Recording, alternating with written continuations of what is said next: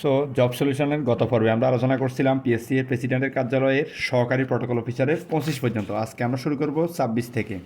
যারা গত পর্ব দেখেন নাই, গত পর্ব দেখে নিন। তো 26-এ আসুন।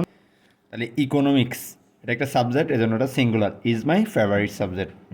একটি বৃত্তের ব্যাস 14 সেন্টিমিটার হলে এর পরিধি কত সেন্টিমিটার? তো পরিধি নির্ণয়ের সূত্র আমরা জানি কি 2πr। তাহলে এখানে ব্যাস দেওয়া আছে, তাহলে আমরা ব্যাস হচ্ছে আর 2r, তো 2rকে অর্ধেক করলে 7 হবে, আর 2πr মানটা বসাই দিলে আমাদের 40 সেন্টিমিটার হয়। এরপর আসেন, পৃথিবীতে পুরা শক্তির কত ভাগ নবায়নযোগ্য শক্তি? এটা হচ্ছে 5/1 মানে হচ্ছে 20%। বিশ্বের ধান উৎপাদনে বাংলাদেশের অবস্থান কত? এটা হচ্ছে তৃতীয়। তো সরল সুদে একটা সুদের অঙ্ক 650 টাকা ব্যাংকে গচ্ছিত রাখা হলো, মানে হচ্ছে আসল 5 বছর পর এত টাকা, সুদের হার কত? তাহলে এটা হচ্ছে মুনাফা আসল। তাহলে প্রথম আমরা মুনাফাটা বের করে ফেলবো। মুনাফা আসল থেকে আসল বাদ দিলে মুনাফা, তাহলে 650 টাকার 5 বছরের সুদ এত টাকা, 1 টাকা কত, 100 টাকা কত, জাস্ট আমরা দিয়ে এটা বের করে ফেলবো, অথবা একটা সূত্র দিয়ে বের করা যাবে। থাইমাস থাইমাস গ্রন্থি থেকে নিঃসৃত হরমোন কোনটি? এটা হচ্ছে থাইরক্সিন। তারপর হচ্ছে টেক সামবডি টু টাক্স মানে হচ্ছে ক্রিটিসাইজ করা বা তিরস্কার করা, এটাকে এক কথায় বলে ক্রিটিসাইজ। আর এটা ফ্রেজ হচ্ছে টেক্স সামবডি টু টাস্ক। তারপর মধ্যফাড়া কঠিন শিলাখনি কোন জেলা অবস্থিত? সেটা হচ্ছে দিনাজপুর জেলা। আমরা মুখস্থ রাখবো।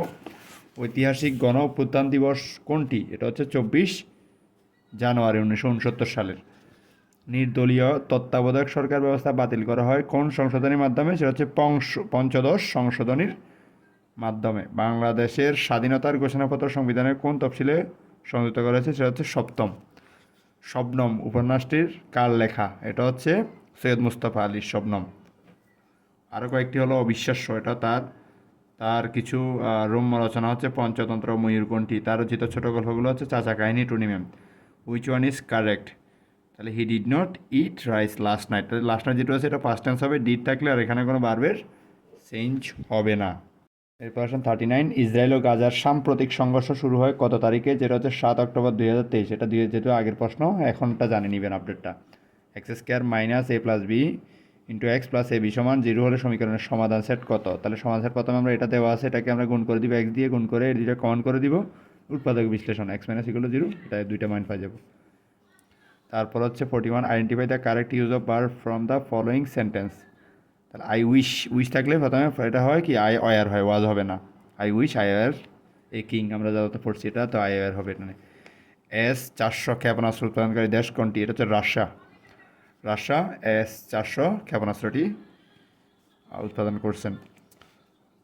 তারপর হচ্ছে সবুজপত্র পত্রিকার সম্পাদক ছিলেন কে? প্রমোদ চৌধুরী। এটা আমরা জানি 1914 সালে প্রকাশিত হয় সবুজপত্র পত্রিকাটি। ছেলে কাঁদে, এখানে ছেলে কোন কারকে? তাহলে হচ্ছে কে কাঁদে, কর্তৃকারকে শূন্য ব্যক্তি, ছেলে কাঁদে। আরেক ফাল্গুন, এটা হচ্ছে জহির রানের ভাষা আন্দোলন ভিত্তিক একটা উপন্যাস। আন্তর্জাতিক অপরাধ বিষয়ক আদালত কত সালে প্রতিষ্ঠিত হয়? এটা হচ্ছে 1998 সালে 17 জুলাই, ঐতিহাসিক রোম চুক্তির মাধ্যমে। এগুলো জেনে নেবেন, যা আনুষ্ঠানিকভাবে কার্যকর হয় 1 জুলাই 2002 সালে। ম্যাকাও কত সালে চীনের নিকট হস্তান্তর করা হয়? ম্যাকাও হচ্ছে 1999 সালের 20 ডিসেম্বর। এটা পর্তুগাল চীনের নিকট ম্যাকাও হস্তান্তর করে। তো এটা আগে পর্তুগালে ছিল, আন্ডারে ছিল, এখন হচ্ছে এটা চীনের কাছে 1990 সালে। সৈয়দ আলিউল্লাহ রচিত উপন্যাস কোনটি? চাঁদের অমাবস্যা, সৈয়দ আলিউল্লাহ। আরও কয়েকটা আছে, যেমন লাল সালু 1948 সালে, সালগুলো একটু মনে রাখবেন। কাদো নদী কাদো, দে আগলি এশিয়ান, এগুলো সবগুলো হচ্ছে সৈয়দ ওয়ালিউল্লাহ। আর এদিকে খোয়াবনামা উপন্যাস হচ্ছে আখতারুজ্জামান ইলিয়াস। কাজবানের কন্যা শামসুদ্দিন আবুল কালাম। জননী হচ্ছে উপন্যাস মানিক বন্দ্যোপাধ্যায়। কোনটি রবীন্দ্রনাথ ঠাকুরের কাব্যগ্রন্থ নয়?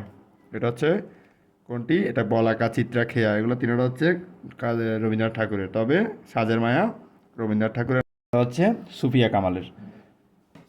তো সুফিয়া কামালের তার প্রভাবিত গ্রন্থ হচ্ছে মনোজীবন, মোর জাদুদের সমাধি পরে, মায়া কাজল, একেলার আমাদের, একালে আমাদের কাল, 71 ডায়েরি, এগুলো সব সুফিয়া কামালের। একটি গহনার ওজন 25 গ্রাম, এতে সোনা ও রূপার অনুপাত দেওয়া আছে, কি পরিমাণ সোনা মিশালে? তাহলে এক্স পরিমাণ সোনা মিশালে। তো প্রথম অনুপাত দেওয়া, যোগফল বের করবো, সোনার পরিমাণ রূপার পরিমাণ বের করবো, ধরি এক্স পরিমাণ। তাহলে প্রশ্ন মতে এটার সাথে 1 যোগ করলে 5 অনুপাত 1 হবে, মানে এটাকে 5 ভাগের 1/5 লেখা যাবে। এটা করে কোন এক হয়ে যাবে।